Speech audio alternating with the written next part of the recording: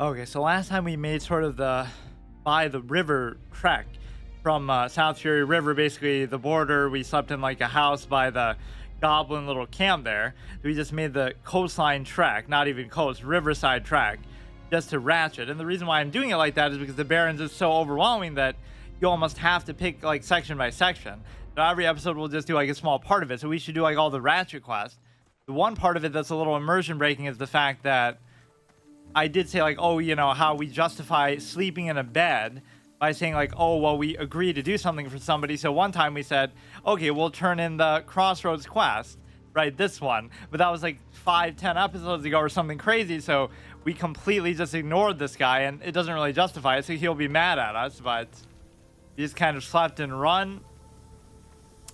But yeah, I want to read these 3 books, which I think 2 of them are in the inn. We noticed something weird in the inn, how like it plays the ambiance of like people moving around and stuff, but it's empty. So it's almost like a haunted, ambiance. There's not a single person ever in there. I guess it might even make sense if players are in there to sort of role play that there's, people drinking at the bar, but there's 0 NPCs seemingly ever there.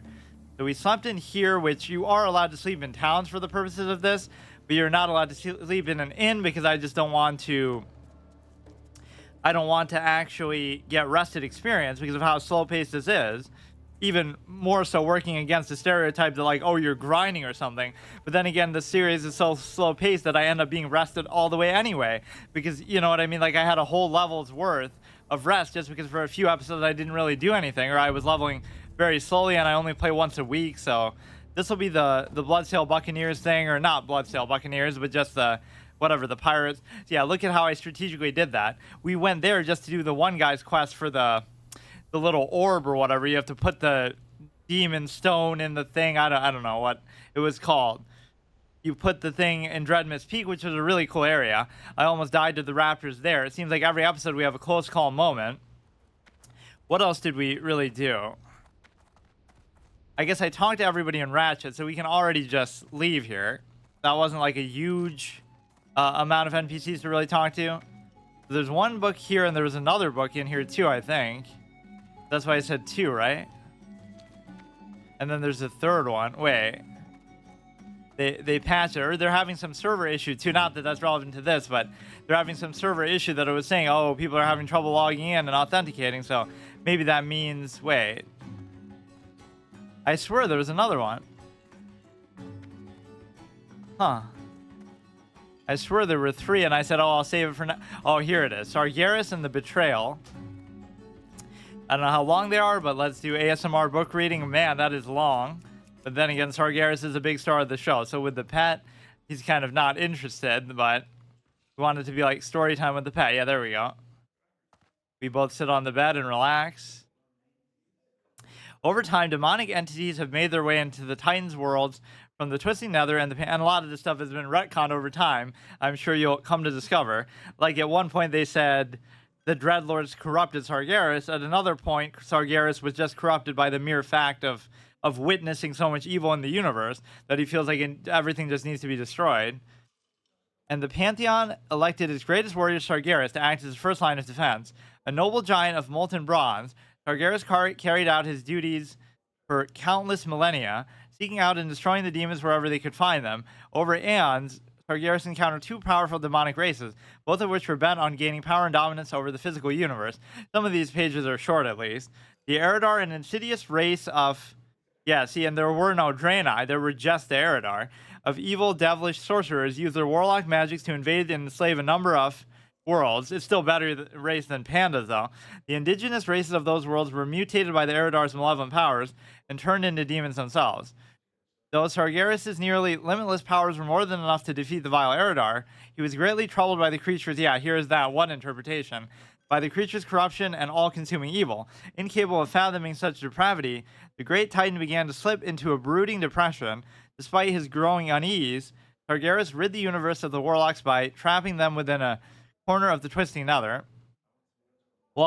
So indirectly they still corrupted him, not by their magic, which was too weak to affect him, but just by the mere nature of their existence.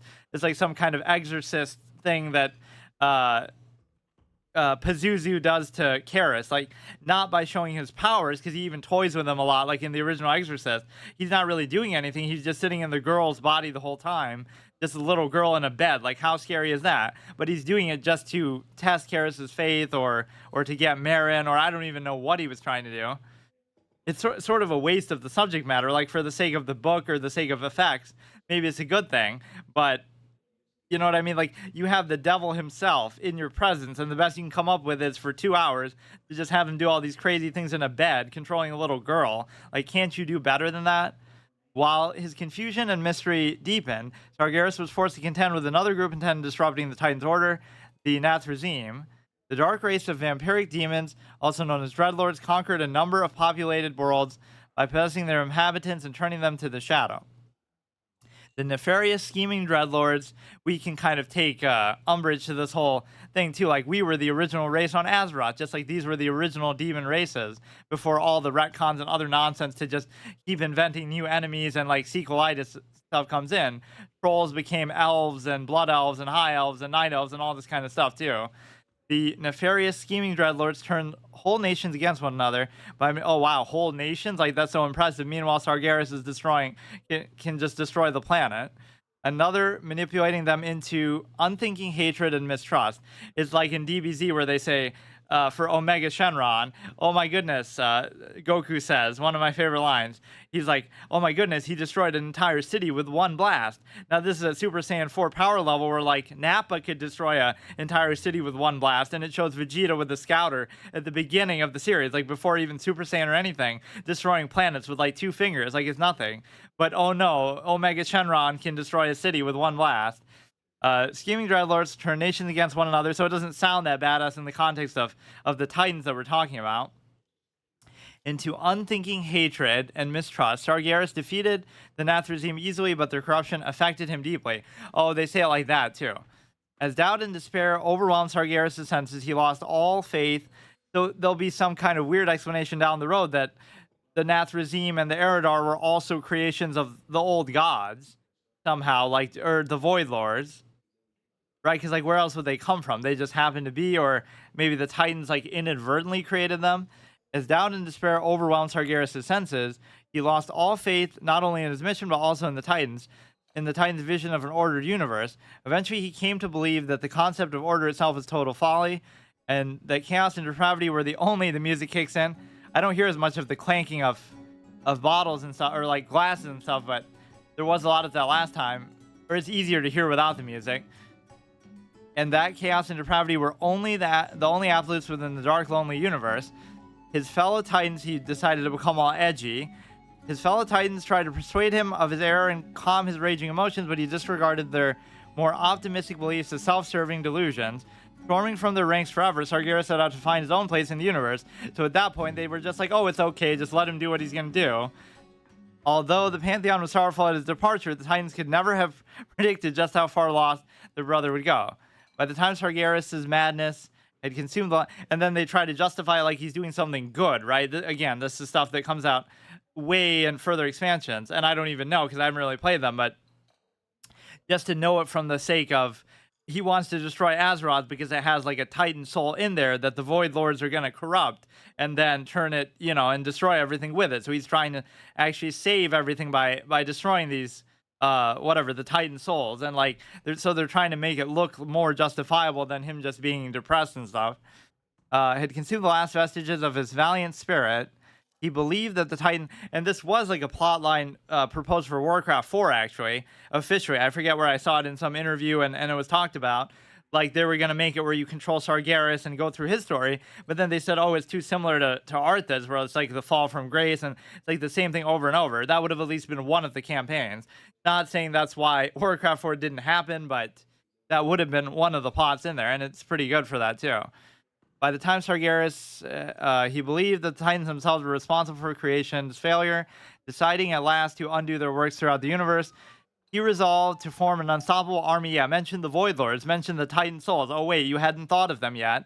He resolved to form an unstoppable army that would set the physical universe aflame. Even Sargeras' titanic form became distorted from the corruption that plagued his once noble heart. His eyes, hair, and beard erupted in fire. And his mentality, this part sounds a little hokey, like, oh, just magically he just looks evil because he has to match the storytelling. There's no good reason for it, really. Distorted from the corruption that plagued his once noble heart. His eyes, hair, and beard erupted in fire. Metallic bronze skin split open to reveal an endless furnace of blistering hate. In his fury, Sargeras shattered the prisons of the Eridar and the Nashvazim and set the loathsome demons free. These cunning creatures bowed before the Dark Titan's vast rage, but shouldn't they be a little salty that he's the one who did that to them?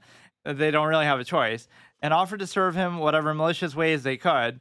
From the ranks, or the Dreadlords are kind of snickering to themselves like, oh, we finally got him. Like, that was our whole plan, to be held captive for ages, but corrupt him slowly through our influence of him fighting us.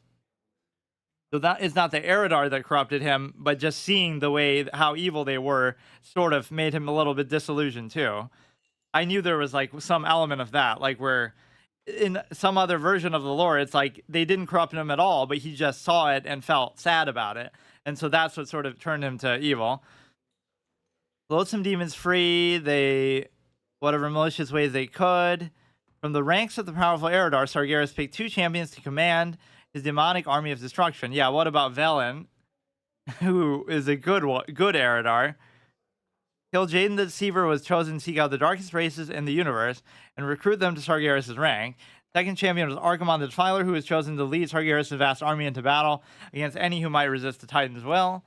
Kil'jaeden's first move was to enslave the vampiric Dreadlords under his terrible power. But they were already doing what your boss wanted them to. The Dreadlords served as his personal agents throughout the universe, and they took pleasure in locating primitive races for their master to corrupt and bring into the fold. First among the Dreadlords was Tichondrius the Darkener. Tichondrius served Kil'jaeden as the perfect soldier and agreed, yeah, so perfect that he loses to Sylvanas. As the perfect soldier and agreed to bring Sargeras' burning will to all the dark corners of the universe. The mighty Archimonde was also empowered agents of his own. There was some sort of implication, too, that like Archimonde was more powerful in combat purposes than Kil'jaeden, but then the way the Sunwell makes it look like, oh, Kil'jaeden is just as powerful too. Like he was the what was his name?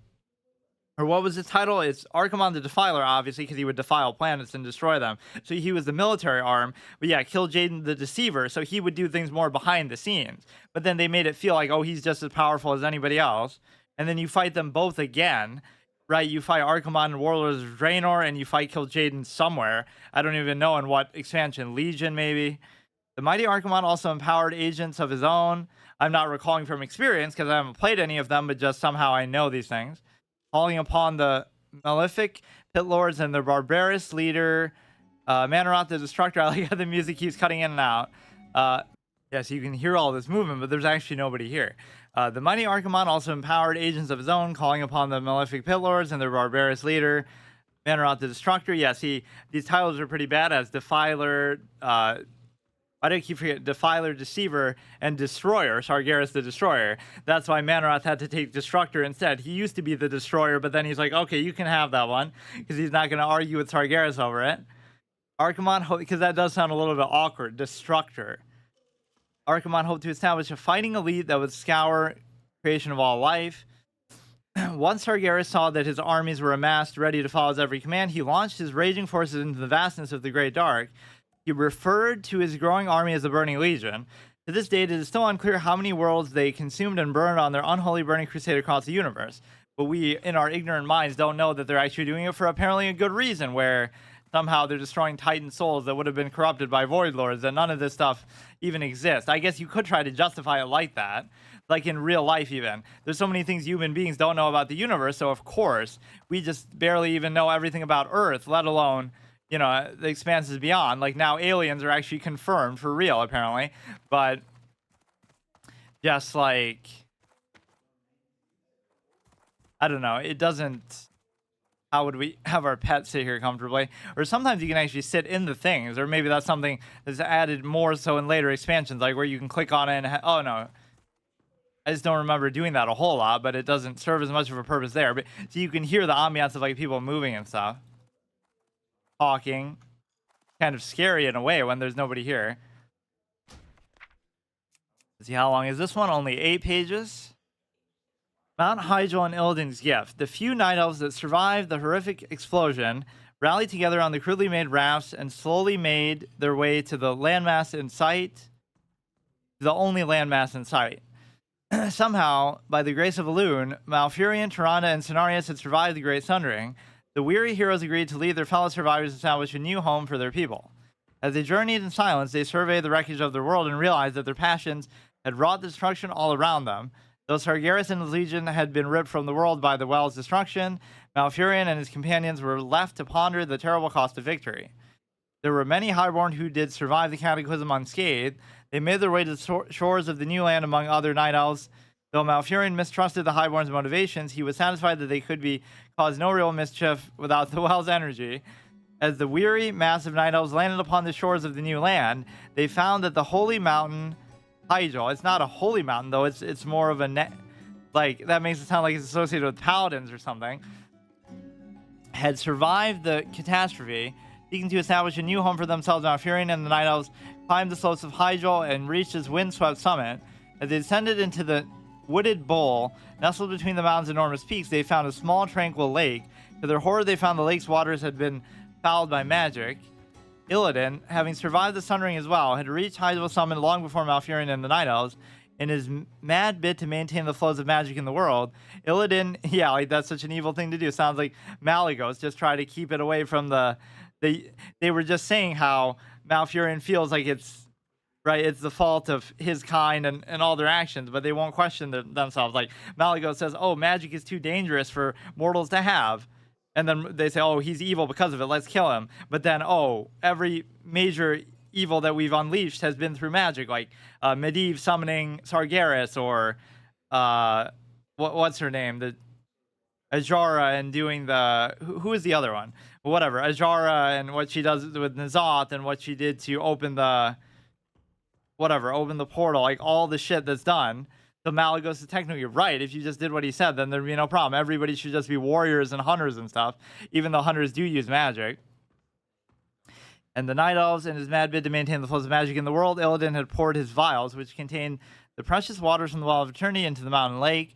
The well's potent energies quickly ignited and coalesced into a new Well of Eternity. The exultant Illidan, believing that the new well was a gift to the future generations, was shocked when Malfurion hunted him down. Malfurion explained to his brother that magic was innately chaotic and that its use would inevitably lead to widespread corruption. Well, now he's taking the other side. Widespread corruption and strife. Still, Illidan refused. Oh, so what do you use, Mr. Druid? You don't use magic? Like, it just doesn't count? Lead to widespread corruption and strife. Still, Illidan refused to relinquish his magical powers.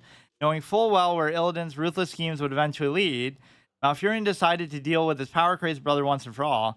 With Cenarius' help, Malfurion sealed Illidan in the vast underground Barrow prison. Where does Maiev get the credit for this? She was just the warden, I guess, once he's already there. So she never actually had the satisfaction of catching him the first time. But then even the second time, she's almost disappointed, like, oh, the hunter is nothing without the hunt. Which could fit great into our RP, but she's actually technically a rogue, according to Hearthstone and just in general.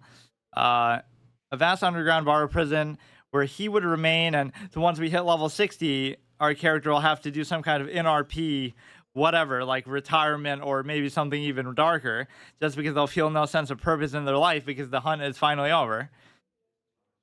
Where he would remain chained and powerless until the end of time.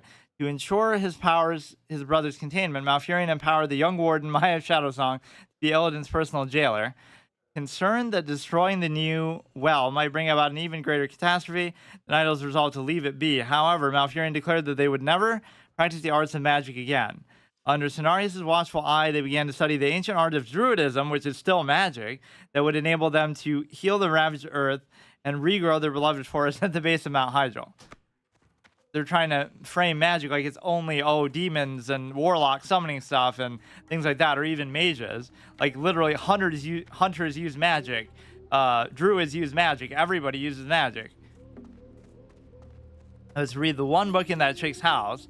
Then we'll try to do some of these ratchet quests. So basically, we'll see where that takes us. And today, we'll definitely leave off in the Crossroads. Even though I said that, like, maybe 5 episodes ago. I'm kind of rusty on some of the lore events. Like, Ajara makes the deal, or she helps to bring the demons into Azeroth, right, the one time, but then she goes underwater, or like some of his inconsistent lore too. We can't sit on these either. All the chairs that would be relevant to actually reading the books that I'm trying to do. And then she goes underwater and then makes a deal with N'Zoth. So she's like a sloppy second scenario, kind of like Kael'thas, right? Like Kael'thas is first evil just on his own, trying to hoard all the magic for himself and Tempest Keep and all this kind of stuff.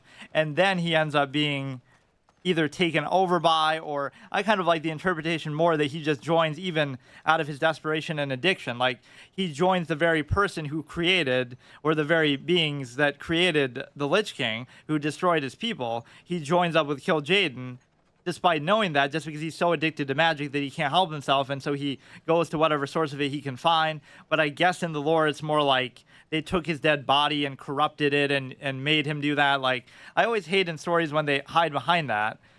Like, they want somebody to be a villain who wouldn't be otherwise, or something like that. So they say, oh, the old gods made them do it, or some other thing. Like, it shouldn't be necessary. That one is 11 pages. Man, these are pretty long. Once Kel'Thuzad was whole again, Arthas led the Scourge south to Dalaran. There, the Lich would obtain the powerful spellbook of Medivh and use it to summon Archimonde back into the world. From that point on, Archimonde himself would begin the Legion's final invasion. Not even the wizards of the Kirin-Tor could stop Arthas' forces from stealing Medivh's book, and soon Kel'Thuzad had all he needed to perform the spell. After 10,000 years, the mighty demon Archimonde and his host emerged once again upon the world of Azeroth. Yet Dalaran was not their final destination. Under orders from Kil'jaeden himself, even this framing is weird. Since when does Kil'jaeden give orders to Archimonde? Archimonde was the military force. It should be under our orders from Sargeras. That almost seems like a typo. They're sort of shown as being equal and just different, right? Like, Kil'jaeden was more the strategic planner in the background. Archimonde was sort of the force and the, what do you call it, the boots on the ground and just the military force. Archimonde and his demons followed the undead Scourge to Kalimdor, bent on destroying Nordrassil, the World Tree. In the midst of the chaos, you know what's going to happen is my pet's going to get hungry during all this. In fact, this is going to take so long. Imagine he leaves me while I'm doing that. That we'll go get some food for him, or even this is considered like not fresh. You have to get something else. But then sometimes this can take forever, or I don't mind buying it, but let's go see what sort of beasts and meat we'll get just from killing stuff. And I try to avoid, so if we kill a wolf, not that there really are too many wolves here, try not to feed him that. And I've been to Orgrimmar maybe a few too many times, so I keep getting stuff just for the heck of it, like, that's kind of a cool, unique item, so I feel like getting it, not because it actually serves any purpose. I should probably put on beast tracking.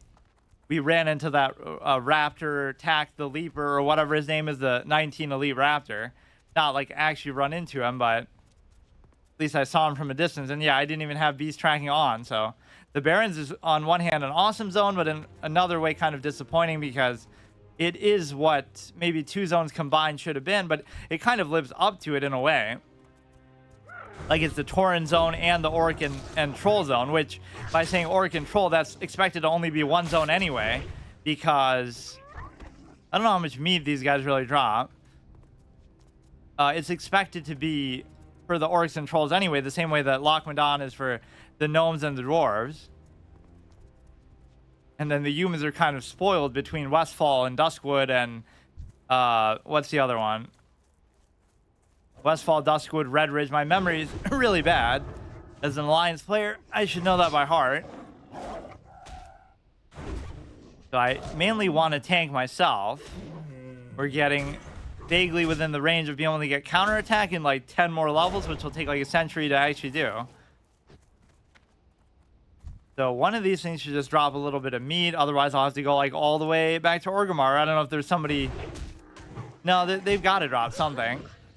I'm still a little bit traumatized by the raptor encounter up on that mountain. Also because I was under time pressure, just by the simple fact that I wasn't able to find what that guy was talking about. Maybe we can feed him raptor eggs or something. I don't know if it lets you feed them other stuff that they normally wouldn't like, even if, you know, it won't really satisfy them all the way. This can be really scary because there'll be like 3 or 4 Savannah Prowlers in there in sort of pretty good camouflage. I don't know if these even drop meat. Get an immediate mongoose bite. Mongoose bite's not actually as impressive as I thought it should be, though. like Raptor Strike is doing pretty good, and our crit chance is super high, not on its own, which is actually kind of low because we don't have a lot of agility and stuff, but just because, in fact, we're doing very little to that. I don't know actually what to do because none of this stuff seems like it's going to drop meat. What was I saying?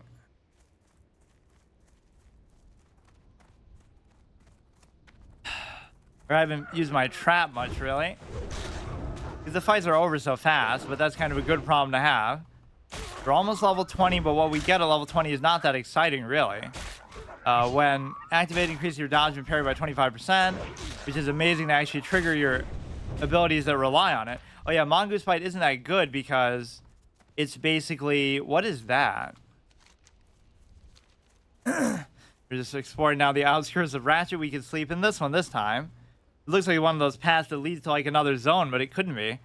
Like, what zone would that even be? It's just in the middle of the... Man, none of these seem to drop meat.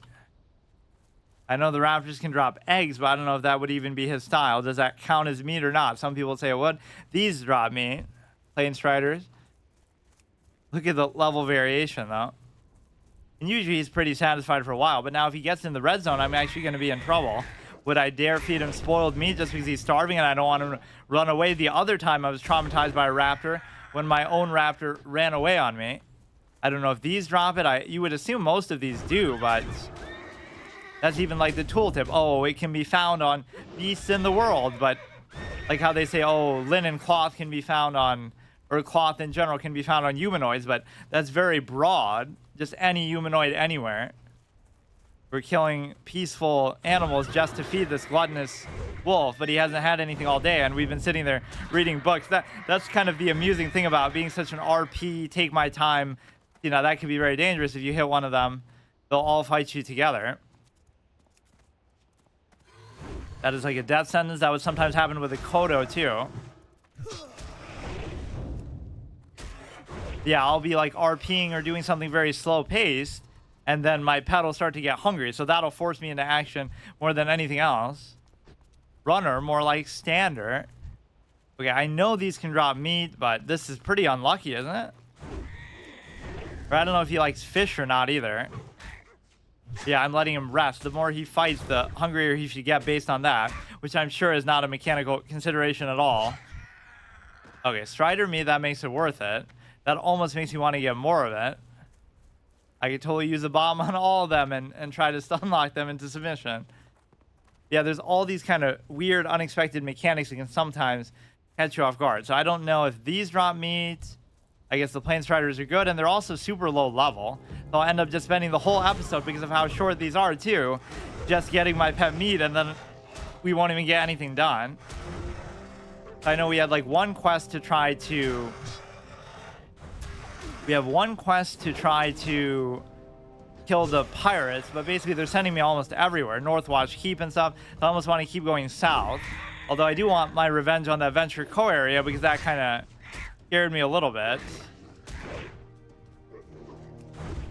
Like, we just went there just because it was on the way, not because I had any real purpose. But yeah, that's very scary. If there was some kind of AoE or otherwise, you could definitely aggro those. This almost seems like too low of a area. Like, why is this only level 12? You're almost in the Wailing Caverns. You're kind of in the middle of the Barrens. It's kind of a little bit weirdly placed. I'm letting my health get too low, too. You never want to go into a fight like this. And all this effort. Oh, I just wasted a potion because I'm used to maybe my bandage being there. That was a big mistake. And who knows when or if I'll get another one of that quality, but maybe we're already at the time where that's irrelevant too. That one potion could have been the difference that saved our life too. At some point. I mean, this is just going to take forever, but it does sort of stop me from being able to save meat or something for him. Just because, yeah, I kind of like these outposts, because this just feels like open world gameplay. Like you're just checking out what's in this outpost. And you don't really know. See, we have cover from the roof. Otherwise, that would be an AoE that's hitting us. But he just kind of misfired it. Misplaced it. How ironic, he gets stopped by the roof of his own hut. Yeah, it's been a little bit hard to hold aggro sometimes against these. And the whole inventory management has been difficult because I've set like a ton of rules to do with it. Almost makes it seem like it's his pet if this aggro's with him. Using a foul bow that should not be allowed. Now see, I dodged this guy, so I should be allowed to use Mongoose Bite there because I don't typically use it any other way. Like, so dishonorable, the net, but I should almost have one of those too.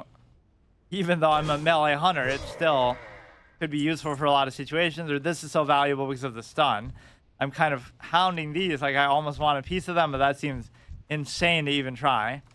So yeah, I'll just kill these plane striders all day and just get a couple meat because it's going to take forever to do. The drop rate is apparently super goddamn low. Whenever they dodge me, I think I have Mongoose Bite up just because, you know, I'm used to playing a warrior in a manner of speaking. Cracked bill. More like the US dollar in 2023, am I right? Because the value is going to go plummeting down. You can only hide it but so much before reality comes crashing down.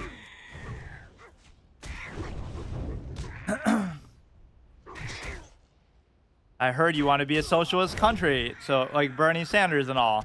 So therefore, why don't you have the dollar crash like Venezuela first before anything else? It's like a rite of passage. I don't even subscribe to the notion that like, oh, because it typically doesn't work, that, oh, you should just discredit it. But on the flip side, it's like, it's never worked with such a big population of people either. That's the biggest argument against it.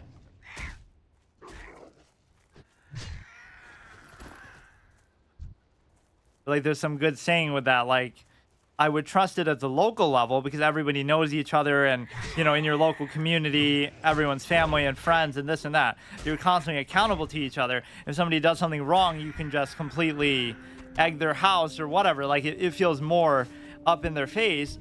Whereas on a federal level with hundreds of millions of people, then you feel sort of more disjointed, where you can't trust people anyway, no matter what the system, let alone one that gives even more power to, like, for example, the whole precept could be that, hey, Yui, how's it going?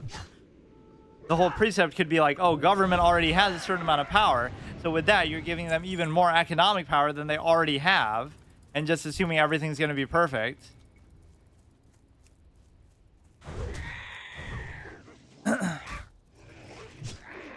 I don't even know why. How many of these do I really need? I have 2. I guess I want like 5. That should last like the whole episode. This is so stupid though, how long this can take sometimes. We're checking out these centaur camps, and this brushes up against the Wailing Caverns. You don't really want to go there. Or no, it actually doesn't. That's like more up here, isn't it? So this is just another one. I don't remember there being so many different oases. That kind of destroys the whole illusion of, like, you know, in Fallout 3, I would always be enamored with that. Like, oh, everybody strives to get towards the oasis, and it's like some sort of RP playthrough goal that I have. But then it kind of ruins it when there's just multiple of them. And there's this big river on the outskirts of the Barrens anyway. Before the clear separation of biomes, like, just go to the Echo Isles. That's beautiful and lush for you right there. Which takes them like 3 expansions to actually properly take over again. The face tanking melee hunter is the best way to go here. And I don't know why I'm even so intent on taking those. It's just a habit because I'm a mage at heart. Or we're already like almost in the Crossroads, which I don't really want to discover yet. Will those 2 pieces of meat really hold him? Because I feel like, oh yeah, this is even the house that I wanted to rest in too at the end, but maybe I'll end up somewhere else. In fact, there was one at the top that I almost wouldn't mind using, but I almost wanted to save that before Ashenvale, like before an episode where we're about to go in there. So in terms of the order in which I'd want to go to each of these areas, I would do, I could probably do Stone Talon, then I could do Ashenvale. Desolate, you obviously don't want to touch.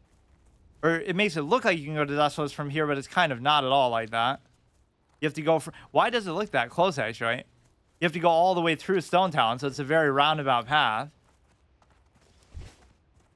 He's already wanting more food. He works up an appetite just trying to hunt for food in the first place. The endless cycle. life of a hunter. You wake up, you hunt, you eat, you sleep. Today I accidentally burned my mouth with really spicy food you made yourself. Oh, what was it?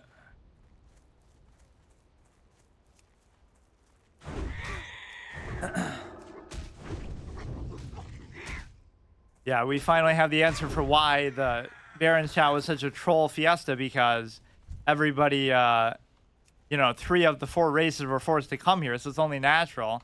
And it's just such a huge zone that people spend so much time in. It takes on a better form even than trade chat. And why does he go so fast there? We're going to get like 1,000,000 light feathers, which if we could sell them on the auction house, that'd be a gold mine, literally, but... obviously, because they would sell for a lot. Because lazy mages like myself would just be native bans just for the sake of it. I guess I'll take it. We are going just right back to Ratchet, so it's fine. I almost want to still save the Crossroads. Thorn Hill, so this will be all the Quill Wars. That's just where we enter, so it's not even that far. I've just taken like kind of roundabout path. These don't really seem to drop... they don't seem to drop the meat at all.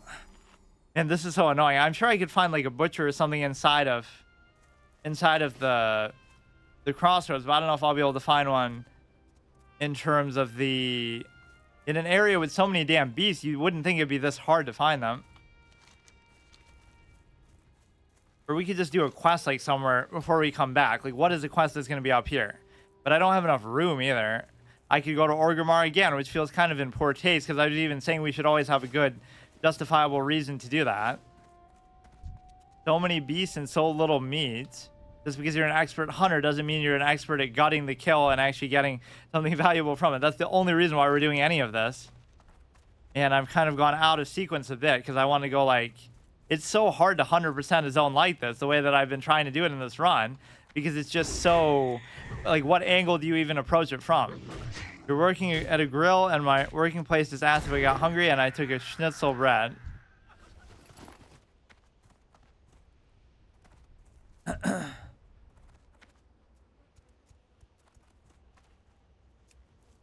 Three more of the... like, the drop rate on this is not great. And I'm surprised, actually, as much as I praise how much he's satisfied once I feed him. That didn't last too long, actually. Or it's just taking me forever to... this will be a really stupid episode, because I'm already behind on doing anything. Brawl Dom Farm. So this is the one we actually did stay at. We can say hi to the kid, but I kind of don't even care.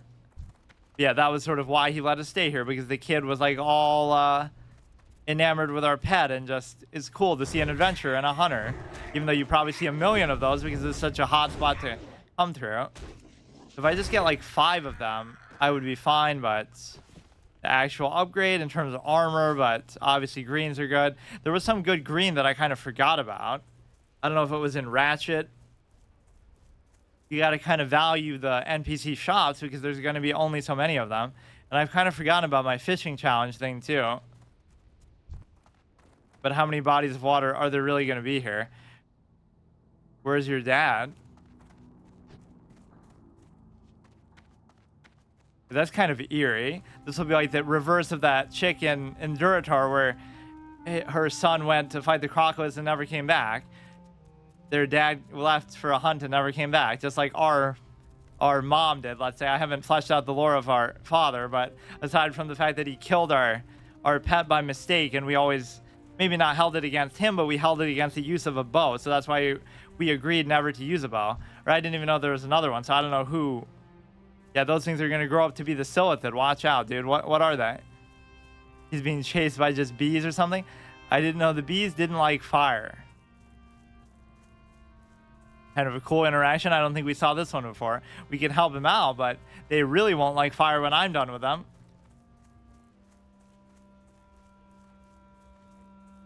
Yeah, where's your dad to take care of this? That's weird. And then this is one of those houses that like you just can't enter at all. I got to making myself an accidentally put way too much spicy cocktail sauce in, because it stood right next to the normal cocktail sauce. Damn. I'm not really getting the meat that I was hoping for. 2 of those could last a little bit. I couldn't even finish reading that damn book.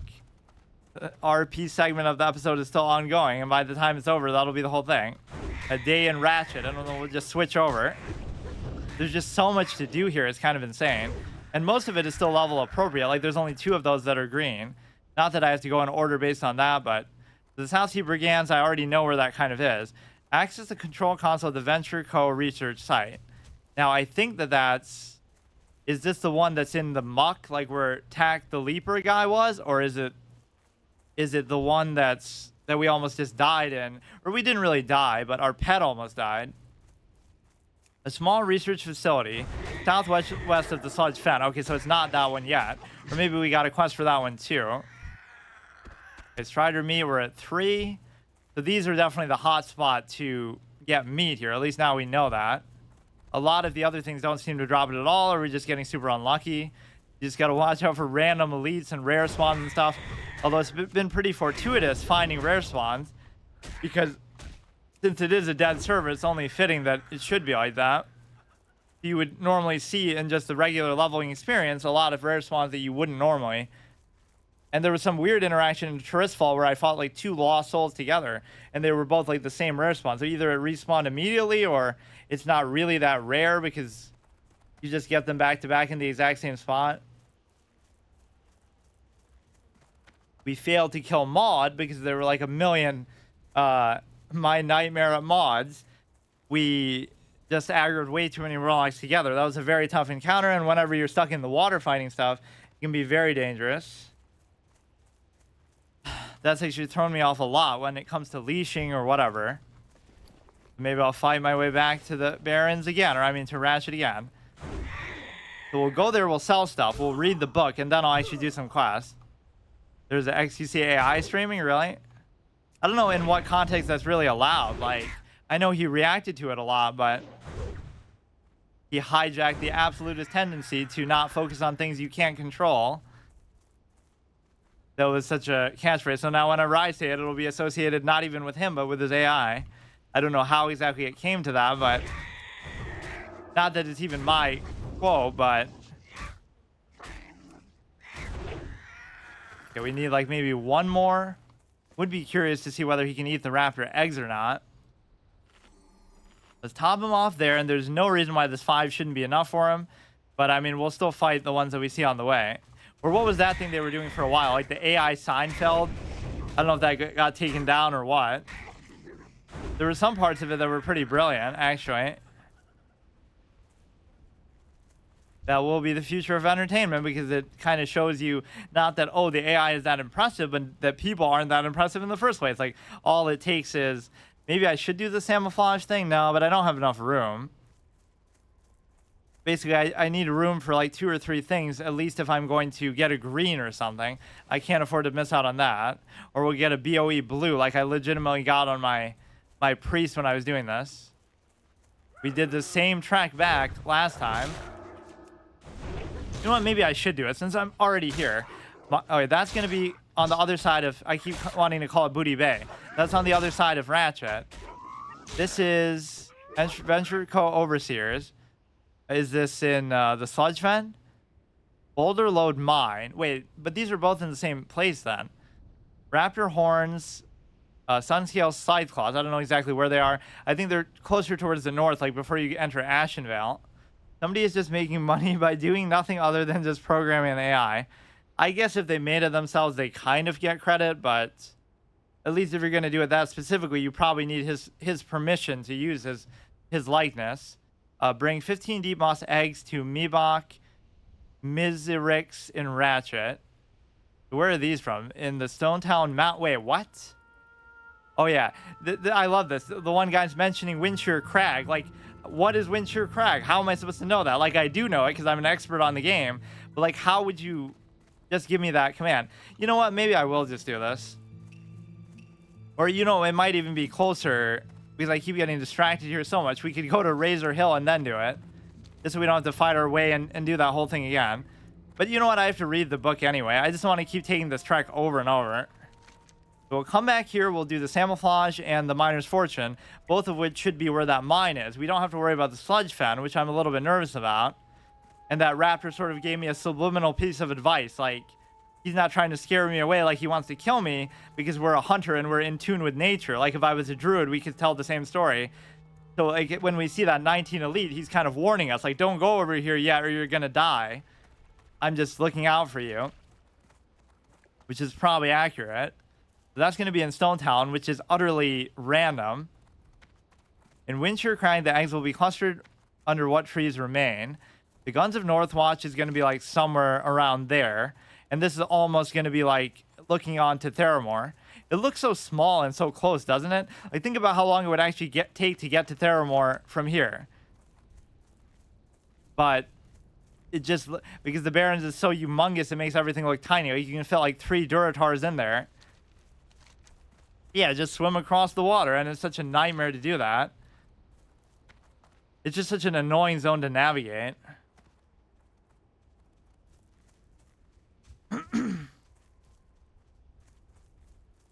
Yeah, we basically have an AI president in the US anyway, because he's just reading the teleprompter all the time. I just love sort of the false duality that that represents. It's a great example of it. Like anytime you criticize something, they'll just say, oh, well, but Trump's bad, Trump this, Trump that. It's like nobody's saying you have to vote for him either, but that just always, that's the whole reason why the current clown won. You could use that to justify anything then. Okay, vote for Kanye West then. Because at least he's not Trump. Like that's literally all that people would go on. We have 6 of those, which should be more than enough. I should destroy the other one, and I should sell the rest of this. Some of this is getting a little bit difficult to hang on to, though. Lieutenant's insignia, small rune, Lieutenant of the Burning Blade. So what does that even have to do with anything? Wait. Oh, it's like some kind of a... Wait, I don't even know what that's for. Speak with Sirith. Spirits of Stone Town are angered, the goblins and their servants. I genuinely don't even know what that is for. You're supposed to like imitate one and try to get in with the burning blade. Huh. I totally forgot. That would almost be like for an RFC quest that maybe I inadvertently picked up, but I haven't abandoned any quests yet. Or I can even use the bank here, which I almost shouldn't be allowed to do, but... Yeah, like, think about it in an in-lore, in-universe way. How does it make sense that the bank would be connected here? As far as, like, physical items and objects. Like, oh, yeah, because of magic. We just live in a world where, you know, that's the thing. Or even here, I have to sell stuff to people who are going to be relevant, like the old Bethesda style. Maybe too many rules, but some of them I haven't even followed, like, consistently. I mean, even if he has something similar, I'm fine with it, like... Potential customer. It doesn't have to be the exact same, but this is still cloth and leather. So sell that, sell that. This we got to keep. And so this is basically all the room we have anyway. We could destroy the fish. We could destroy the meat. So that'll make 2 slots. And then some of this I'm not going to be able to figure out. I should do at least 2 things here, though. Let me change to beast tracking, because I keep saying that it obviously is a beast favorite zone. And then I also want to craft some stuff. Let's craft heavy linen bandage, even though you could argue I'm saving that for like engineering stuff. I don't really care right now. That saves me space. So these 2 are gone. This will be good. So you at least have 5 slots to work with, 6 slots to work with, which is a real godsend. That we can just save in case we want to eat it. That's just for like RP stuff. This we're not really high enough to use. Bombs are fine. Like, there's just a lot of one-off utility stuff that I don't really find much use for. Then I feel bad for parting with it too. And I just wasted a potion.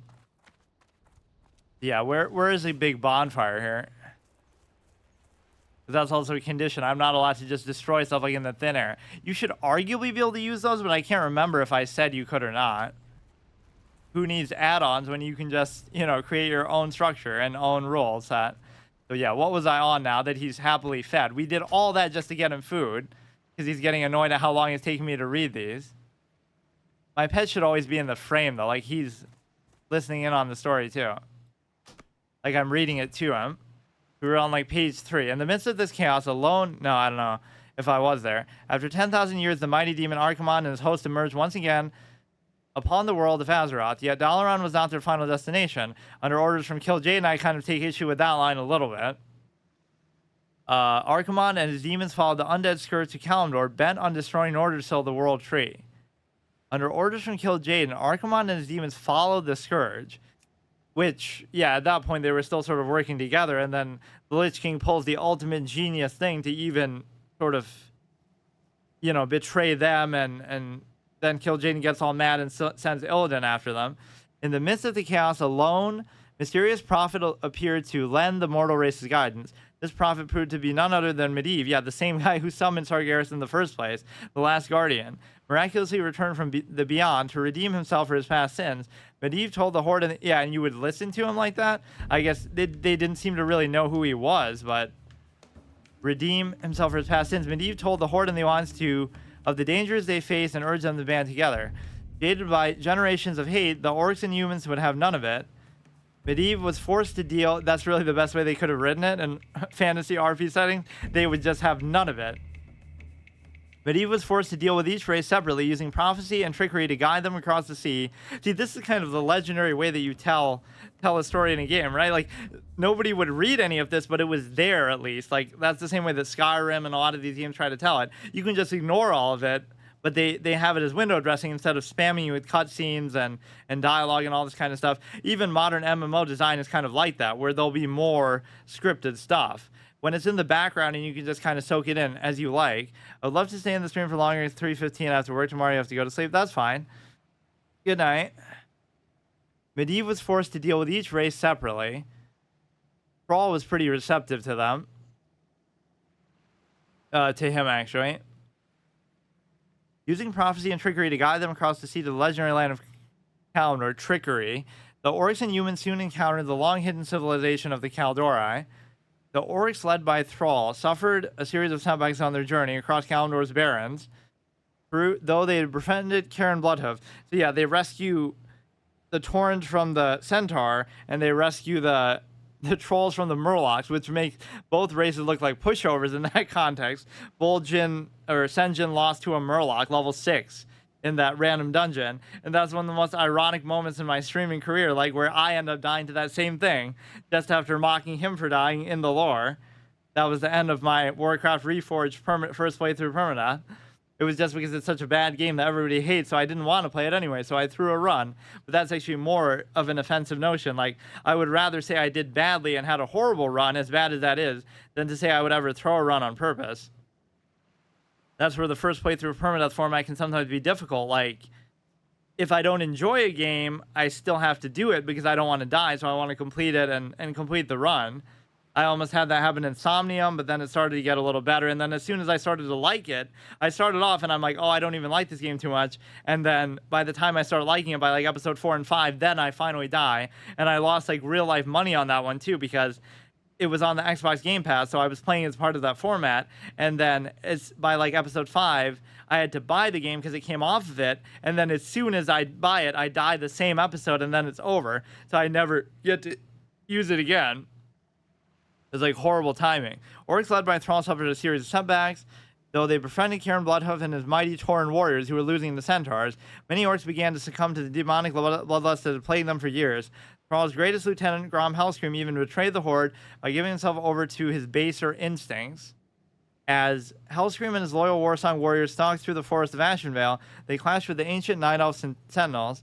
Certain that the orcs had returned to their warlike ways, the demigod Cenarius came forth to drive Hellscream and his orcs back. Yet Hellscream and his orcs, overcome with supernatural hate and rage, managed to kill Cenarius and corrupt the Forestlands.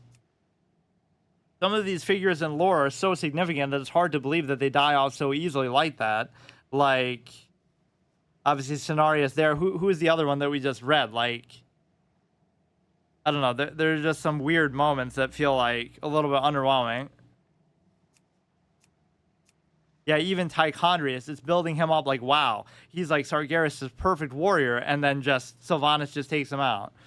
Ultimately, Hellscream, not that Sylvanas isn't badass, but Hellscream redeemed his honor by helping Thrall defeat Manoroth, the demon lord who cursed the orcs with the bloodline of hate and rage. With Manoroth's death, I don't think I ever, I mean, not that I played on Horde side, I don't think I ever read a lot of these, or if I did read them, I would have read them like in Scarlet Monastery or something, or I would never just look them up. This is like your little reward, right? For exploring the world, you'll find these little books here and there throughout the world, and it almost doesn't make sense that some of these are here, but see, they're not here on account of the Horde, because the Horde has no interest in such things. You won't find too many books in Orgrimmar, but you'll find them in the Undercity, not because the Forsaken are so intelligent or whatever, but because those used to be human areas anyway, Alliance areas, so they would have been left over there. Yeah, Scarlet Monastery is definitely one of the best places. It was like a gold mine of books. Ultimately, Hellscream redeemed his honor by helping Thrall defeat Manaroth, demon lord who first cursed the orcs with the bloodline of hate and rage. With Manaroth's death, the orcs' blood curse was finally brought to an end. Before they add the whatever alternate race that you can play as a blood orc, right? As some kind of microtransaction, or they kept adding like all these different cosmetic races. While Medivh worked to convince the orcs and humans of their need for an alliance, the Night Elves fought the Legion in their own secretive ways. Tyrande Whisperwind, the immortal high priestess of the Night Elf Sentinels, battled desperately to keep the demons and undead from overrunning the forest of Ashendale. Tyrande realized that she needed help, so she set out to awaken the Night Elf druids from their 1,000-year slumber, calling upon her ancient love.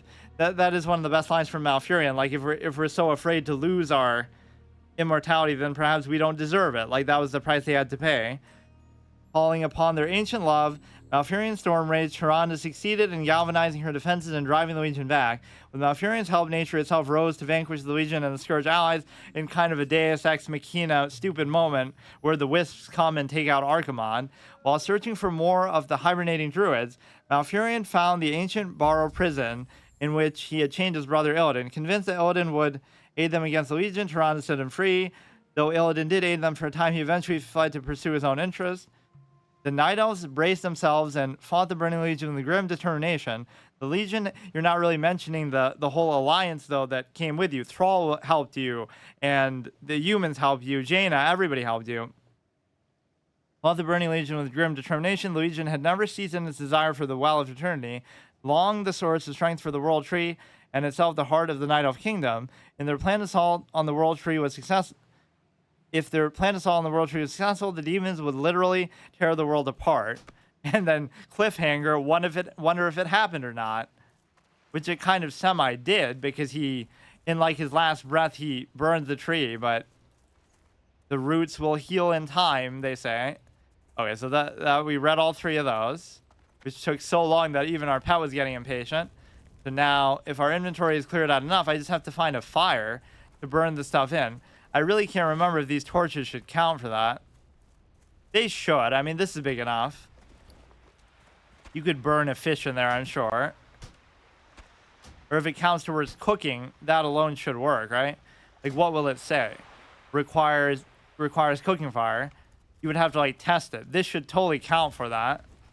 Whereas, like, a little dinky torch wouldn't. So that's the point. I'm trying to keep it consistent with that. So we only have 6 bag slots. A lot of junk.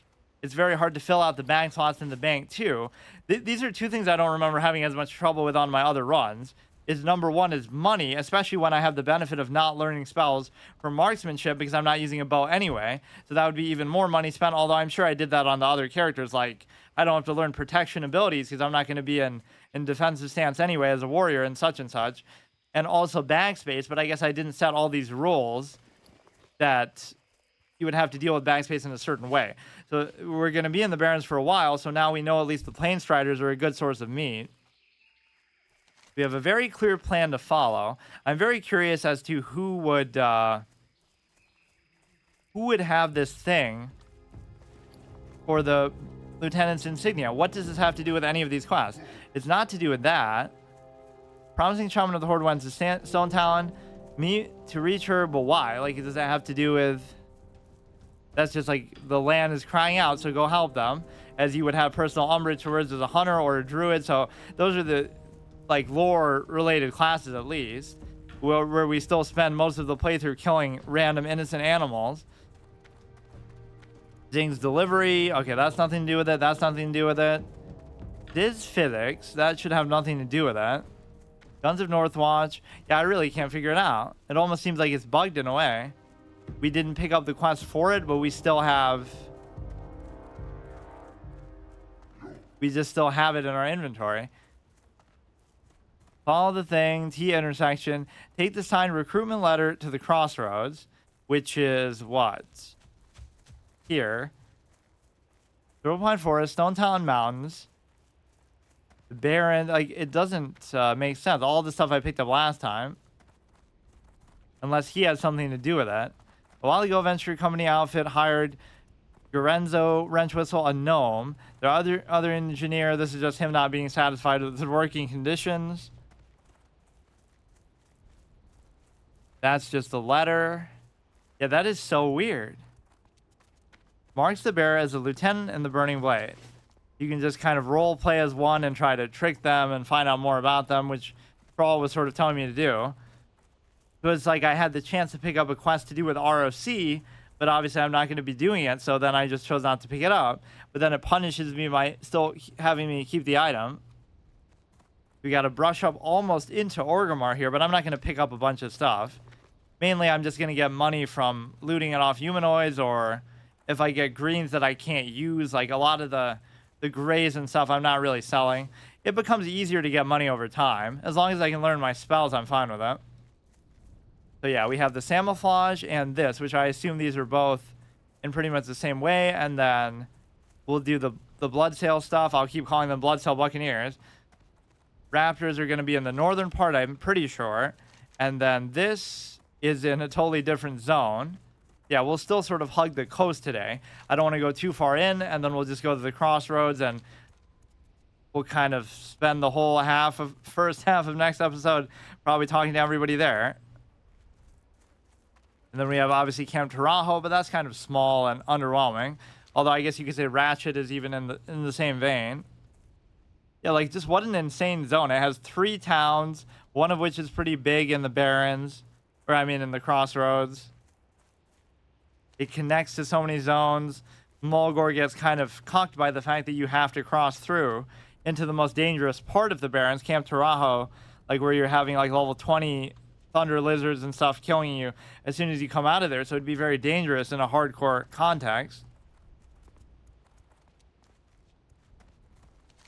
I don't know where exactly he's saying this is. Control console at the Venture Company research site. Thing called the Camouflage. What the heck is it? Whatever it is. Obtain a copy of their control system. Yeah, how about you show me a picture of it, though? I mean, it must be either in the mine or it's in that building before the mine. So I already cleared out some of this, and it was a little bit scary. So I was almost afraid to go further into the mine. It's not like I'm that much stronger, a higher level. I mean, I might have been 18 then. But yeah, there's really packed tight, which are the worst kind of cases, especially with humanoid enemies where they run away and aggro more. It's rare that Beast, I even praise Beast that way. Not just because I'm biased towards them as a hunter, but it's like, I always say, oh, Beasts have a sense of honor because they won't run away. They'll fight you to the death. Meanwhile, those Raptors not only would run away and shriek for help, but they aggroed like 3 of them at once. That's why my guard was kind of down on the peak of one of these mountains that I mistakenly thought was the Dreadmist Peak. That was a very cool area, just like the whole lighting changed and everything. It's a bunch of Burning Blade stuff. I almost didn't know it was there. Right, they're kind of hiding in plain sight. It just goes from so peaceful, and there's a couple plane striders to, oh my goodness, there's like 100 Burning Blade members and demons, or I guess there weren't really any demons, but yeah, we have the beasting on, bear and giraffe. In fact, it was maybe the wrong time to turn this other tracking on because we already have but you know what, this one might not come out that well as far as the VOD because I forgot to change my settings. There's certain settings you have to put or that tend to make it work better. So this is pretty dangerous. Right, this didn't work out too well the last time because if these two aggro together, it does feel kind of dishonorable to have a 2v1 this way, but it's okay. It shouldn't that feel like it's hitting more though? 52 crit with Mongoose Bite? Like that's nothing. I'm hitting that just base. Something's wrong with Mongoose Bite. It's not like it's a lower rank because I don't have any other rank. Okay, this guy's kind of padding through it, so there's another one there too. And these guys benefit from camouflage even more than the whatever Savannah High Mains and stuff because you know anytime you have gnomes or goblins or whatever, you can just easily miss them. It gives them a real tactical advantage. Or even for degenerate clickers, right? It can make them harder to click in combat and PvP and hit the, you know, mess up all the hitboxes and stuff. So it does arguably give you a certain kind of advantage. Yeah, 120. Yeah, why did that do 52? What do you mean? Or I guess it increases damage. This does only a fixed amount of damage. Yeah, speaking of what if we get a green, I need space for it. So this is why I don't auto loot everything, because I can't afford to carry it. There's no real reason to clear out the watchtower, but just for the sake of it. If he actually functioned as a proper lookout. Yeah, see there, I go for the 4 again because we see dodge. Or I'm actually pretty close to dying. So what if he gets like a crit right there? Get a clutch parry. Was that because I was already so low from something else, or did he really just hit me that hard? I must just not be paying attention between fights. I'm getting too complacent.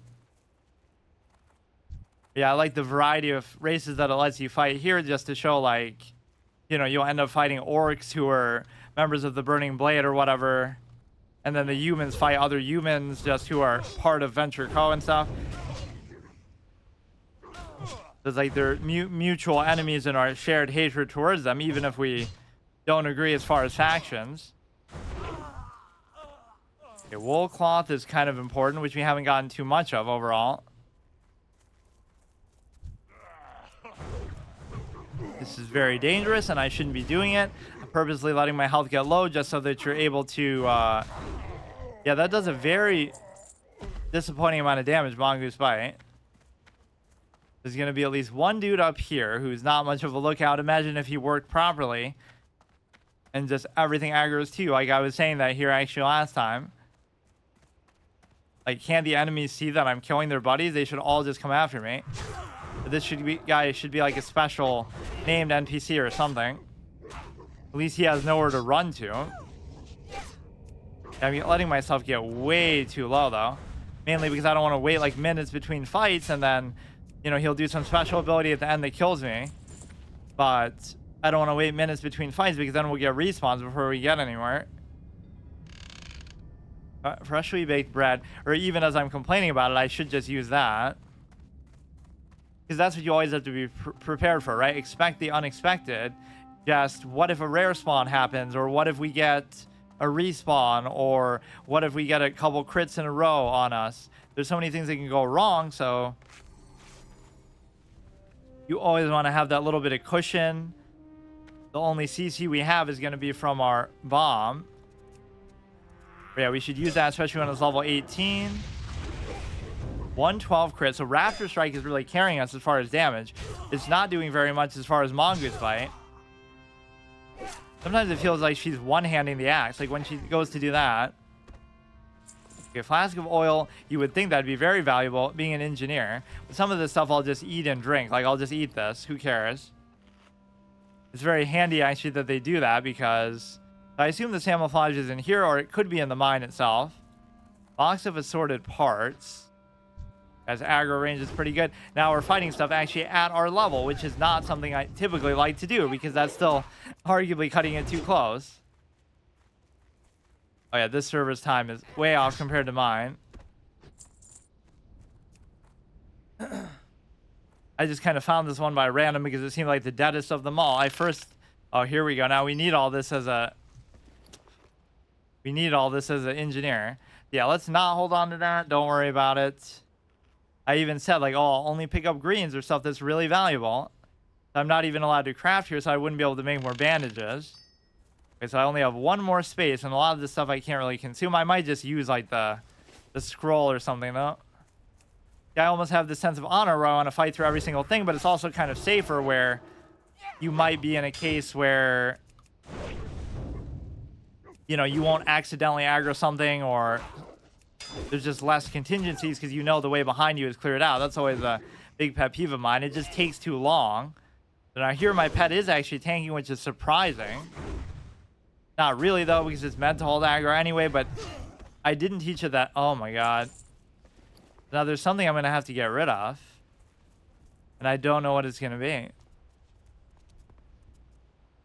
I guess I could just keep spamming bandages. But, like, what if we get something to drop that's actually rare now? Which seems to be happening more than I really expected. I don't really remember seeing anything in this building that would be like a camouflage. Whatever that means anyway. Even the quest giver doesn't know. The haunch of meat, I can't do anything. Even this is just a random fish, but it looks kind of unique, so I want to keep it. Even though by my standard, it would be already spoiled. Now we're already going to start to get respawns because of how absurdly long it takes me to clear out a basic thing like this. Our damage and everything isn't even too bad. It's just not what it would be, obviously, if you're using range. Although with all these parries, between parries and dodges, you'd actually be able to spam counterattack.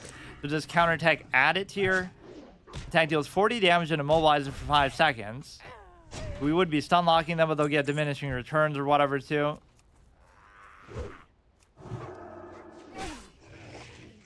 But no, like, it doesn't do weapon damage plus that. Increases melee attack damage. That's why the Raptor Strike is doing so much. But then I guess the way you could look at that is kind of like the same heroic strike idea. Like, even if you didn't do it, it would still... It's not giving you an extra attack. So you would have done that base damage from your attack anyway. It's just doing that in bonus. Whereas Raptor Strike is an extra attack. So in that sense, I guess it's not so bad.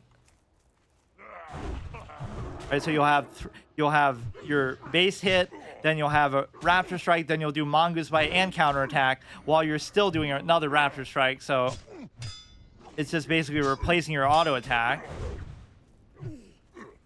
I'm actually impressed in some ways by the melee DPS that this can put out.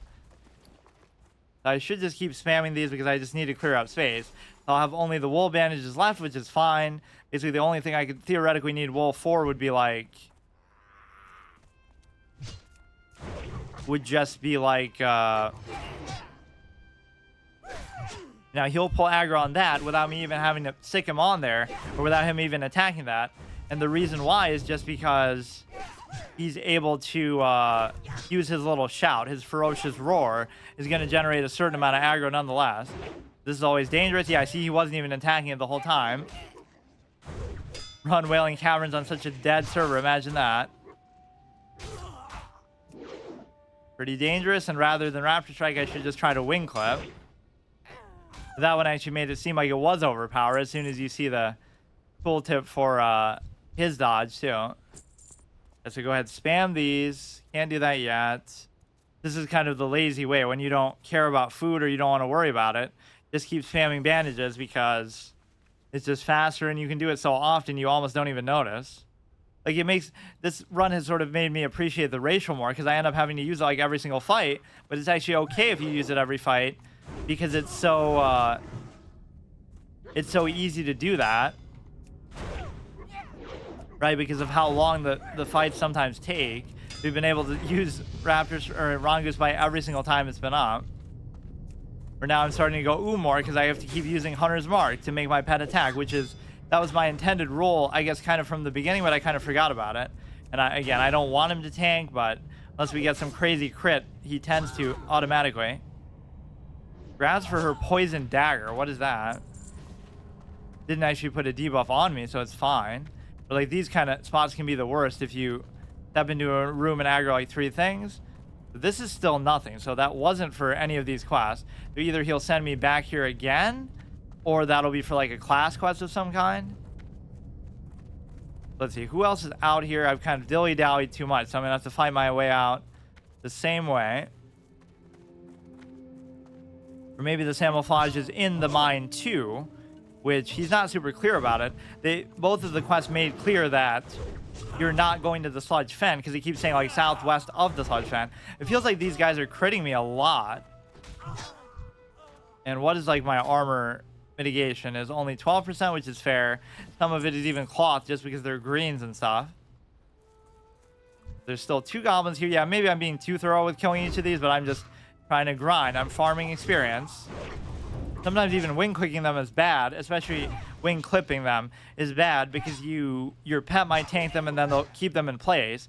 So now you got to be prepared for them to run away. These crits are quite satisfying, but that's what kind of makes a garbage ability actually good, is the fact that you get this 25% or 20% crit chance. That feels kind of overpowered if it was any other class, but this 20% crit to your base spammable melee ability. But the difference is just... See, I can't hold it here if they get mitigations and stuff. You might not think is actually a good thing, but it's just not how I want to play it. I'm doing decent amounts of damage. Even with the crit, he just doesn't care. Got to spam, get that wing clip DPS in.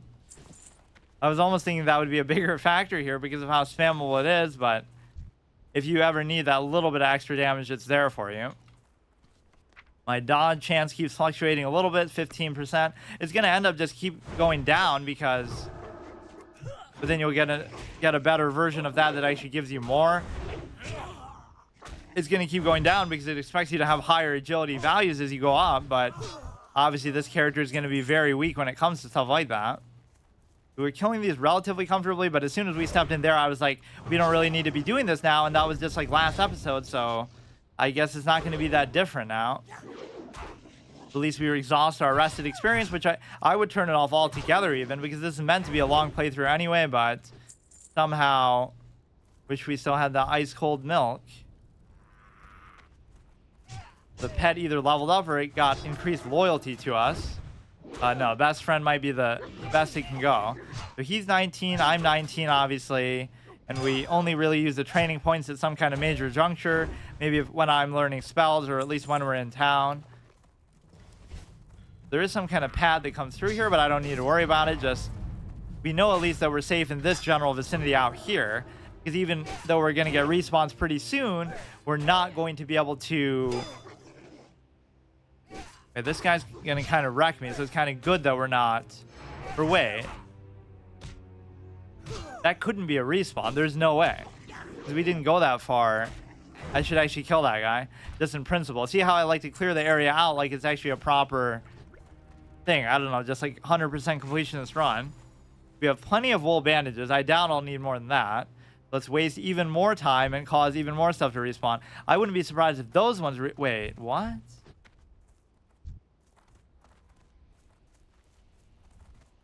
Or like some of these kind of pad around, so it's a little bit deceptive. You just never want it to happen at a time you can't predict.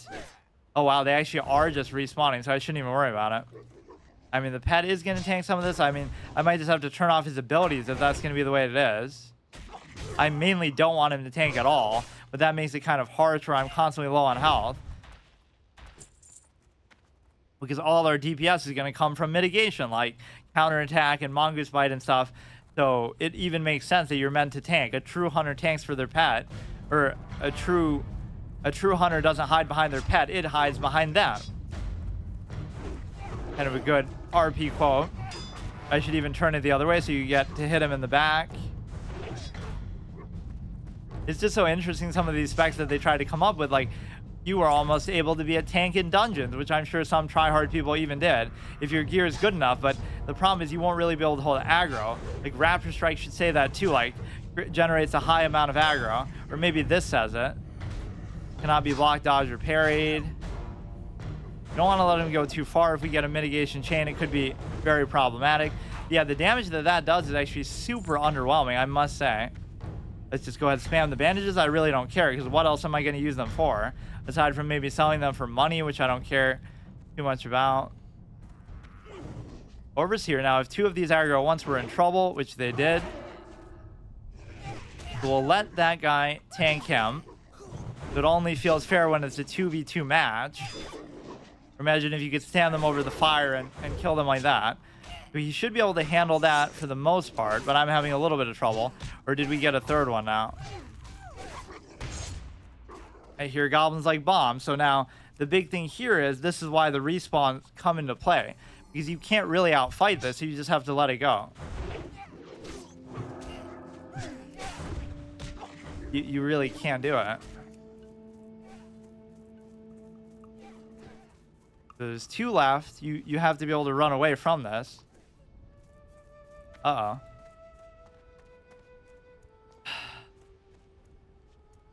What you don't want to do is keep aggroing them on the way out. He actually died. And so we certainly won't be able to do it then. So it is permanent pets in the sense that... Oh, wow. Now we lose the wolf for good. We can't revive it. That just happened so fast. So there was a third one that aggroed unexpectedly. Now it's going to be hard to even fight our way out of here without the pet. Now we have to put our plans on hold. This is why we didn't name it, right? Because we would have gotten too attached. So that's our first legitimate pet that we lost. So we can never get a wolf again, and we have to get one again from scratch. That was a pretty legitimate moment. This is actually going to be pretty hard to even fight out of here. But we didn't lose because of the respawns even. I guess, was apprehensive about running away. I was probably hitting the wrong hotkey to even heal it. Now, there was an RP scenario that I had in mind for the loss of a pet, but that would be awfully punishing at this point, I guess.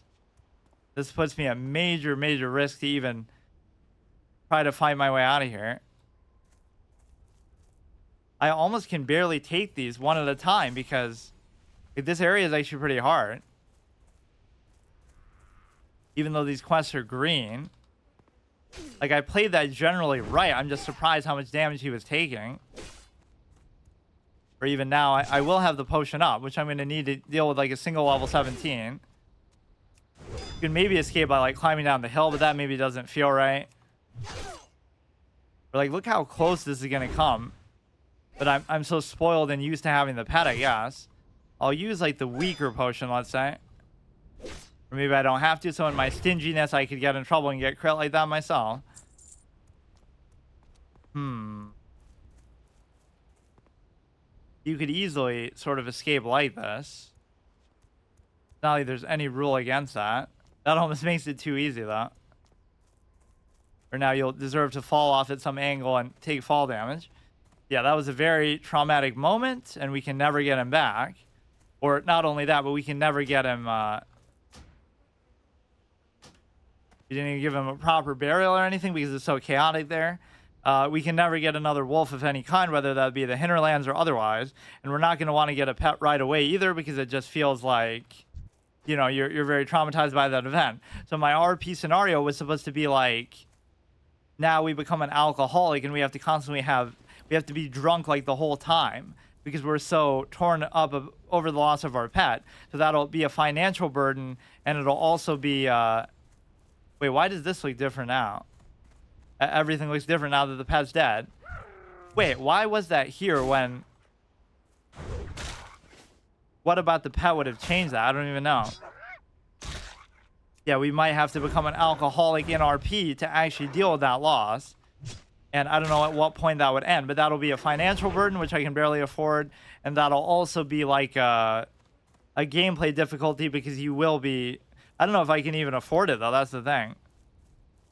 This might be the only chance we get to experience that. So we just have to go tail between our legs. We obviously can't do that area. We could try to deal with the... I mean, it's a green quest. I don't get it. Most of those enemies are not green, first of all. Well, that was at least an eventful episode, but I was not expecting that to happen. I was even trying to mend it, but I guess I was hitting that instead. So my own hotkeys do me in. Not saying that would have saved it, but we almost had that moment happen before with the dollar on mages in Silver Pine, and we had it happen again here, actually, at this very location last time, I think. But, yeah, we can't do that quest. Wow, that is kind of a traumatic moment. I don't even know what to say. I was not expecting that at all. I don't even know what the next pet would be. I almost don't even want to get a pet for a while now. We'll just ride solo because we're so traumatized by it.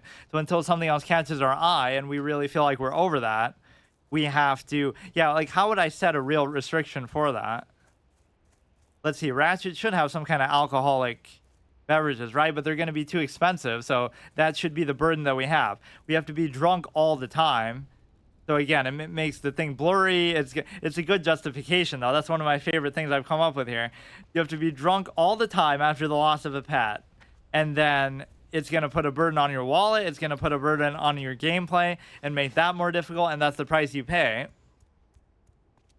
And for how long, I can't really say, but it has to be a reasonable amount of time just to allow for you to get over the pet and also for you to come up with a new one. So I was not expecting that to happen at all. But we were fighting those two pretty well, right, in the thing, but I should have pulled them back because the third one came out of nowhere. It was either padding or I just didn't see it. And we still got out of there alive, but, you know, that's where the pet kind of helps you as a fall guy, but that's not really fair to say because any other class would have some kind of contingency. Warriors can be sometimes the worst, but I don't remember having that. No, I still think I said it was the hardest of the three. Either warriors or priests were pretty hard too. But warriors are just like, if you get in a bad spot, you're just dead. because there's no, you don't really have any recourse against it. You can't heal. You can't, you know, use like blink or CC. There's only so much that you have. So make this trek back to Ratchet again. We don't want to show our face in Orgrimmar either. We shouldn't be able to train our pet. You could say like, oh, for the next level, but that almost doesn't seem like enough. We might just go the whole rest of the way without the pet. I don't know how long I should have to be the thing for. Maybe just like for one episode. It feels like it should be more than that though. I can't really decide on my own RP thing.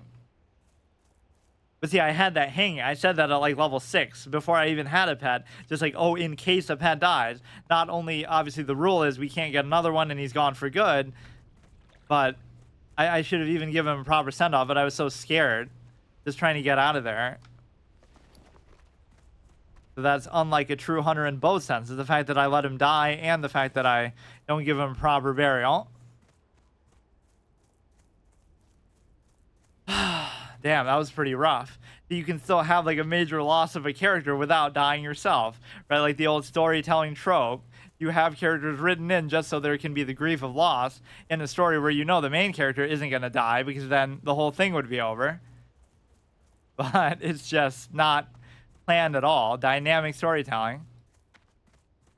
Like, how much were they hitting him for? He was only taking 1 for most of the time, and then his little shout was giving good ability to aggro the rest. We spent some time together. We read some nice books in our final hours, and who would have guessed? The Adventure Co area is brutal. There's way too many of them. I even took such care to kill all the ones on the outside. So imagine if some of those had respawned or if I had left them hanging. I did it like exactly the way you have to do it. So this meat hasn't gone bad yet, but just in a show of deference of how sad we are that, oh, we saved these for our pet. Either we would hang on to them. Oh, yeah, that should have to be it. Or we would burn them. Just because we don't want to think about it as a constant reminder. Yeah, we're even foregoing money that way. So let's see if any of these people sell alcohol. And we might have to just drink away our sorrows. See, that's a good use of something that's in the game anyway as a functional mechanic to get your character drunk, but normally you wouldn't have any reason to do it. And most other classes probably wouldn't have a good reason for it either. I'm kind of stunned that happened. Wow. You should be grateful that you escaped with your own life rather than sad that he lost his.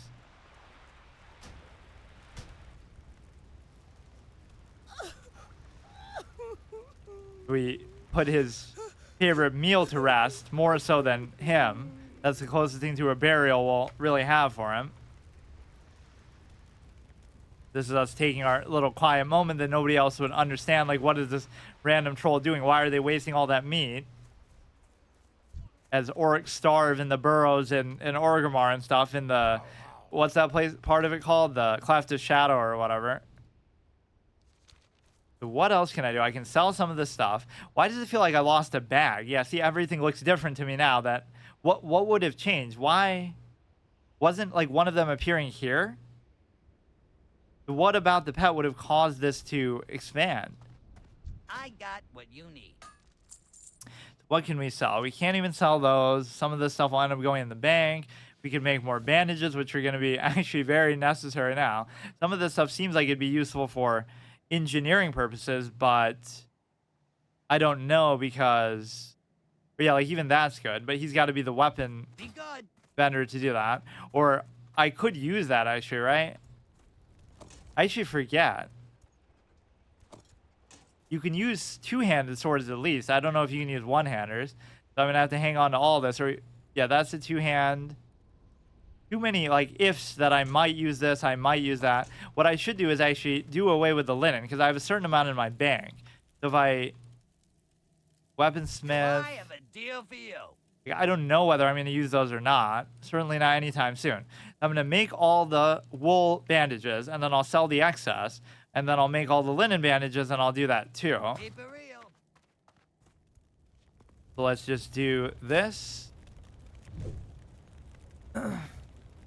Our first aid is coming along, and you can always bandage your pet too, but I almost don't see the point unless it really does that much better than men pet, which 20 health every second versus like what?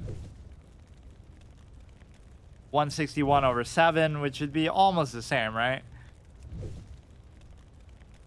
I wonder how that scales towards the end of the game. That is tough. And you could say, oh, well, any other class you would have died, but any other class you wouldn't have played it really like that. Or like I said, you would have other abilities.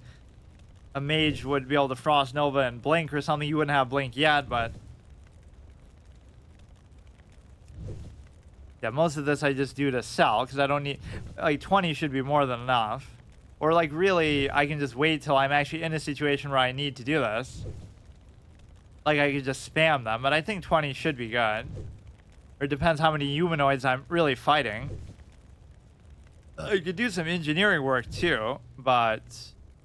I don't really know what I could do aside from topping off some of these bombs. I just have too much situational stuff.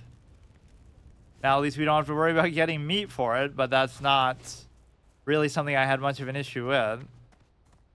I could just keep both of them, and like I said, just you'll end up emptying out your inventory as you're out there anyway. It just gives you more flexibility. Rather than sell them, just spam them. Now we can make the trek to the Crossroads all alone. This is a crossroads in our character's life. Like, we live to fight another day, but we have yet another sacrifice to it. We lose the pet as a kid. We lose the raptor when we fail to feed it in around Terragard Keep. Now we lose this one. Like, how many pets have to die to sustain us? You know, this wouldn't count because I've already slept in Ratchet. But what even is this? As thorough as I was looking at Ratchet, I don't think I'd check this one out. In before random elite, or like the unseen from the place in Duskwood or whatever. Some like random level 50 hostile warlock quest thing that somebody just leaves around. This almost seems like a perfect place to do some engineering. It's all quiet to ourselves. Is there something I could get that would just stack up, basically? You get rid of the rough stone, but we're inevitably going to get more of it anyway. Arc-Light Expander, you need the copper bars. Requires engineering 50, and a lot of stuff is going to require that going on, as if we have even more room that we can afford to waste. And I even wasted a potion, but it's not like that would have made a difference for my pet's sake.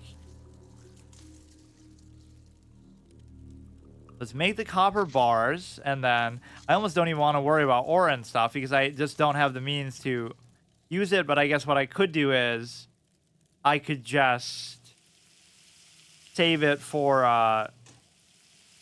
this is one of the weird things where you could power level mining if you had enough money without ever having to go out and actually mine, which you can't do with herbalism, where you just smelt stuff instead.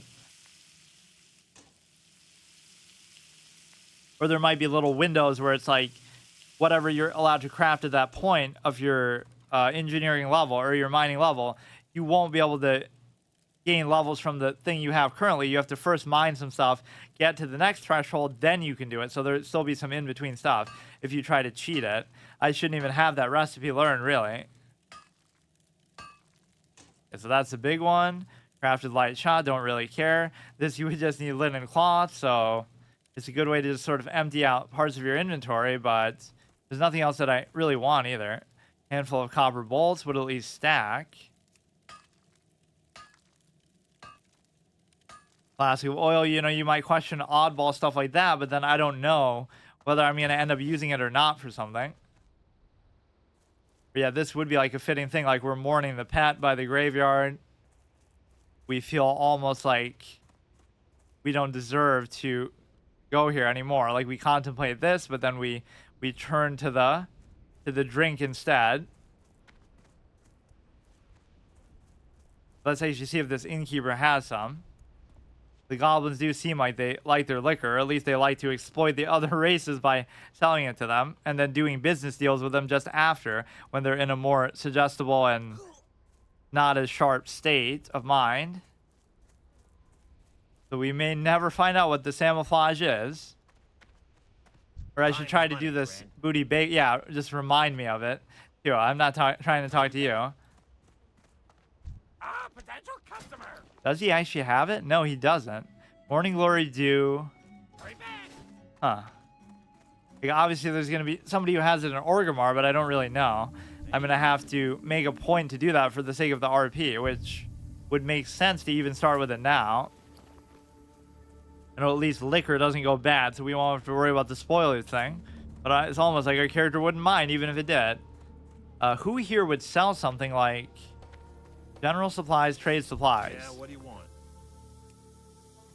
Time is money, friend. Yeah, I don't even know where... Yeah, we might have a use for that. Who would even have the... like, liquor? I don't even know. Wouldn't be there. Weapon shop. This is a shop. I swear this is a place that it kind of fits, right? Like, imagine Booty Bay not having liquor, or even... I guess maybe they don't have it here. And I think it's unlikely they'll even have it in the Crossroads. Maybe we can wake up next time and start with that. She'll have some quest that's way too low of a level. Hey, how you doing? You better not be causing trouble. Glad I could help. Alright, so let's just march over to the Crossroads and we can rest in that one house by the outside. But we didn't even do any of the quests to do with Ratchet. I was almost thinking I'll take care of them, but I guess not, because we feel so weak without our pet. I'm not even sure if I can do it now. I didn't even really fight my way out the way I traditionally would have. Eyes of the Beast, but what will it say? You do not have a pet. What was that sound when I first did it? Just like the shock thinking of our gut that we realize we don't have a pet now. Actually, a sad moment. I'm so shocked. He was keeping up with our level. He was doing a great job. I was even trying to tank for him most of the way. That's kind of unfair. We did the bomb, and I even pulled them off. I pulled him off. Like, he wasn't fighting them. I wasn't trying to get him to kill one. He literally was just the danger of literally enemies at your level. What was this thing again? I even looked at it before, but then I didn't even pursue it. This isn't the one guy's house with the kid, right? This is something else. Maybe I still won't sleep in the Crossroads. We'll save that till the end of time. Maybe we'll sleep in here if we can even figure out what it is, or maybe it's going to be some sort of mini dungeon with enemies in it. That big horde of zebras is gone. Yeah, if you accidentally do an AoE ability in the middle of combat on something else and aggro that whole group, that could be definitely big trouble. Forward guard, but what is this place? This is going to be like a pathway. It really looks like a pathway into another zone, but it's not. Now, if we sleep, these peons could rob us in our sleep and our pet won't be there to protect us. What even is this? Or it could be like a super long path to a different zone. Like the one in Feralis into Winter Spring or whatever. Or it'll just be a mine, period. Accurate representation of how a mine would look basically in... look at the Tauren hoarding over the orcs. That's kind of a interesting thing. Right, like, don't you think you should hire an orc to do it just so you don't feel like...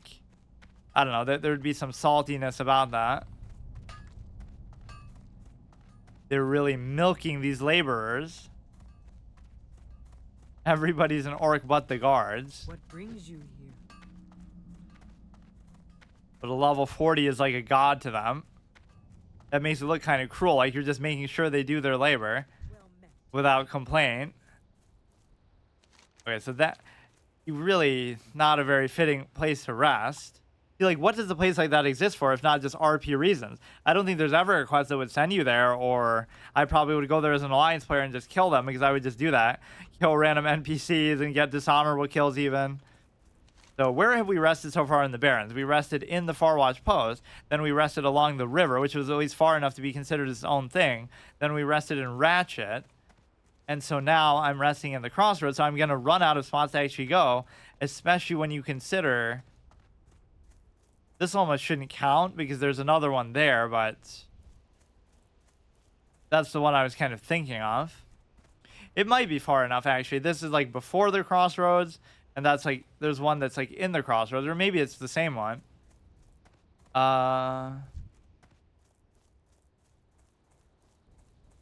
Huh. Maybe it's the same one I'm thinking of. Or like then I wouldn't be able to rest in the Crossroads for whatever reason. Yeah, we'll agree to do this guy's quest, wink wink, in response for being able to sleep here for the night. Cooking is a lifelong pursuit, and I see we share the same passion. What brings you here? Because I never really knew what was in here. Dig rat stew. A hunter like you must get pretty hungry out there in the barrens. Yeah, I'm starving all day long. Tell you what, I'll fix you up a nice stew. Just get a few dig rats. Seems those filthy dwarves at Baal Madon have overrun with everyone's favorite feast. Now head on down south to Baal Madon and bring me some dig rats. That's like super far, right? That's almost past Camp Taraho. You can't call yourself a seasoned adventurer until you spend some time killing rats. Ha. Bring 8 dig rats to Grub east of the Crossroads. Is that just his stage name, his official name? Now there's nowhere to even sleep though. We'll have to go back to the same style of what we were doing in the undead areas. Or like he's sitting there, so I guess I could put this hookah thing gets in our way too.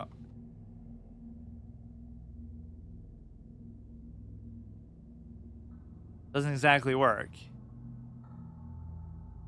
Oh wow, what a dick. Because you're level 40, you think you can boss everybody around like that Tauren in the mine.